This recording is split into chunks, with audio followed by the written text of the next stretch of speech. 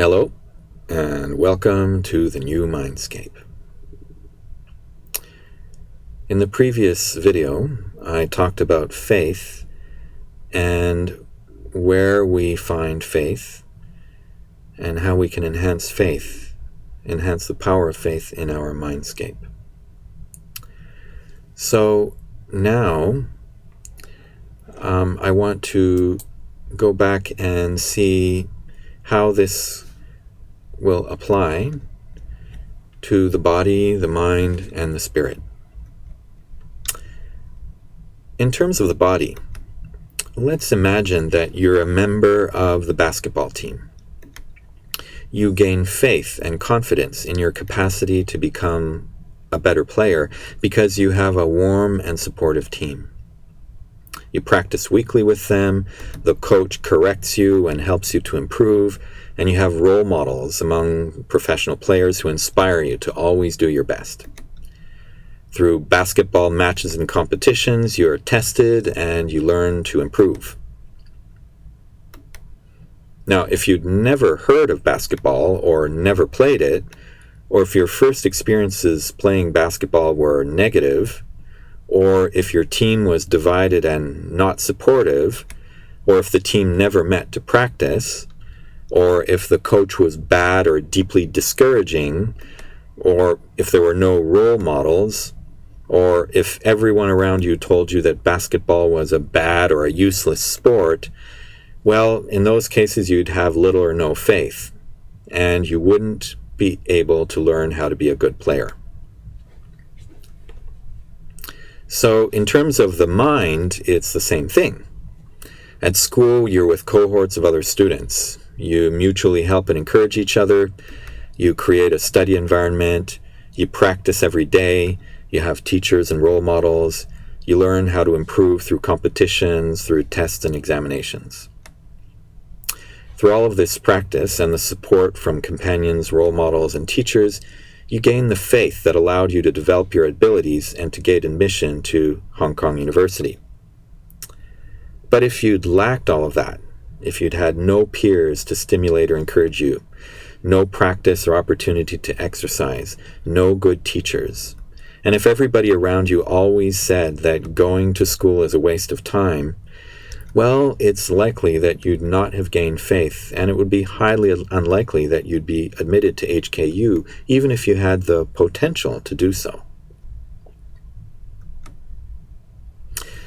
So now let's think of the spirit, and for most people, this might be the harder one to imagine, because nowadays, most people have never even heard about training the spirit.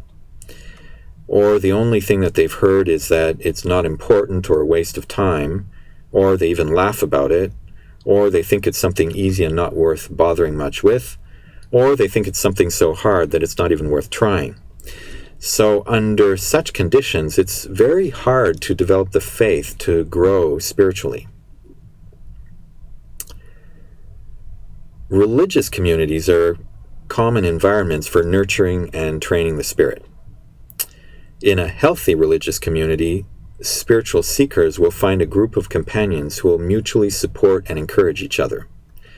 There will be teachers and mentors to guide those who are learning. And there will be role models who give inspiration. Among those teachers and role models, some may be living people within the religious community itself, or they may be friends or family members of the spiritual seeker. But some of the great teachers and role models are historical or mythical figures. The world's major religious and philosophical traditions are derived from such great teachers or role models. So figures such as Lao Tzu or Confucius, Krishna, Buddha, Socrates, Moses, Jesus, Muhammad, or Baha'u'llah. And within the different religious traditions, there are countless other teachers and role models, and they're often known as saints, sages, bodhisattvas, wise men, learned ones, heroes, and so on. These figures are known as either perfect manifestations or incarnations of divine or spiritual qualities, or they're known as exemplars of high levels of spiritual qualities and wisdom. Spiritual seekers find inspiration in the lives of these figures, and they find guidance in their teachings. Learning from their lives and their teachings, the spiritual seekers gain faith and confidence in their spiritual efforts and progress. This is especially the case if they have companions, learning from each other and helping each other along the way, such as through spiritual practices like prayer, meditation, rituals, studying the teachings, and putting the teachings in practice in their lives. They also learn through tests and failures, which allow them to strengthen their faith. Well, the way that I've talked about faith and religion here is quite different from the way that most people talk about it. Many people think that the main question concerning religion is whether or not you believe in God or in gods. And they think it's about arguing the pros and cons about the existence of God. But actually, for those who are engaged in a spiritual path, that's maybe not the main question. Jesus, for instance, really existed in history. There's no debate about that.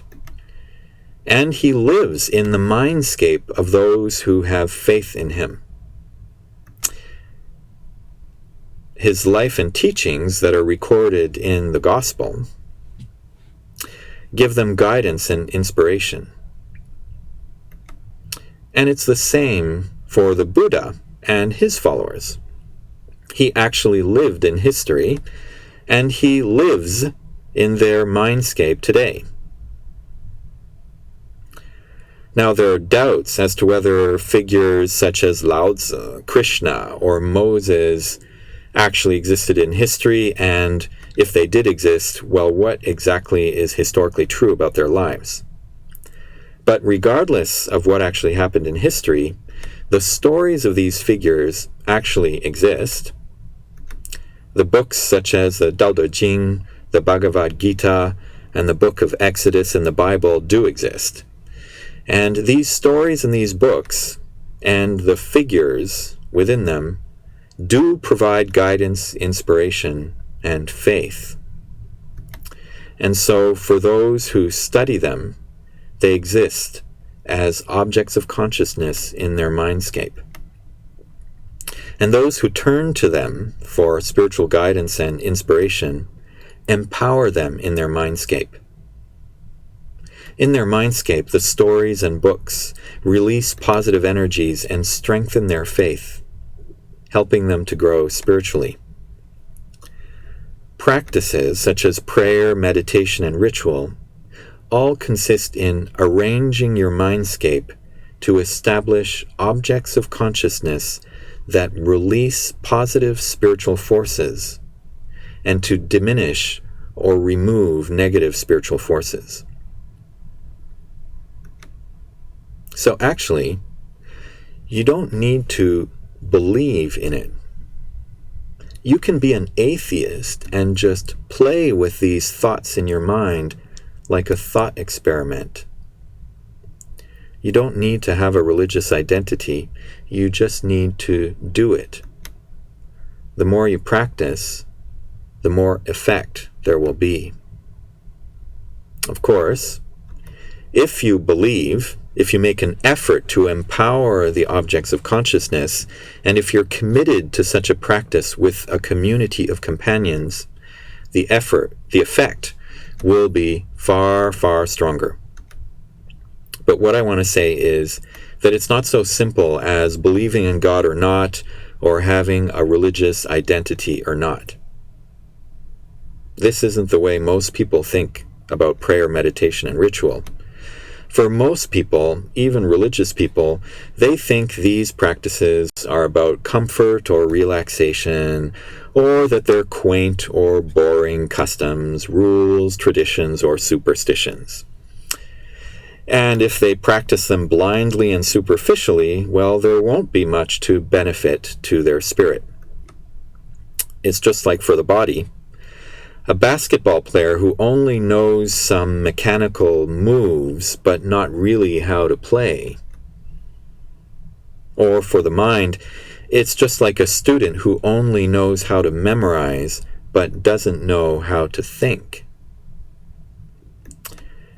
So here, in this course, you'll start to learn the methods of how to think, grow, and act spiritually. This course is completely different from most courses or introductory books on religion, which tell you that religion A believes in this and religion B believes in that, and so on and so forth. And much of it doesn't make much sense, and you still can't really understand the power of those beliefs. Well, here, you're going to learn the methods and the mechanisms. Something that even many religious people don't know. If you really want to learn, well, you should re-listen to these videos that we've had so far in the new Mindscape, and read the essays, and meditate on each point deeply. These lessons alone contain the key to opening your mind and releasing its powers, and to understand the power of religion. If you watch just once and quickly and, well, you'll just forget it. But if you meditate on the contents and figure out how they apply to your own mind, you'll see things in a completely new light. And you'll begin a path to discover new powers and capacities in your life. Most of you don't have companions and teachers to help you to learn about your spirituality and strengthen it. I hope that this course can be a space with such companions and teachers, where you can learn, explore, and support each other without requiring you to commit to a specific religion. In this space, together with your companions, who are your fellow students, well, you have different backgrounds. Some of you have different religious traditions and commitments, and some of you are atheists or are simply open-minded. But all of you will be helping and supporting each other. And here you're free and encouraged to question, to doubt, to debate. In this space, I'm your teacher, but only to facilitate and support your learning. Ultimately, I hope I'll disappear from your mindscape, because in this space, you're on an independent search for truth. You'll never be required to believe anything. Just learn how to play for a few months with your thoughts, your magic, and your energies. And after this class ends, you can decide to stop playing, or you can decide to continue. But this will be your choice, and your choice alone.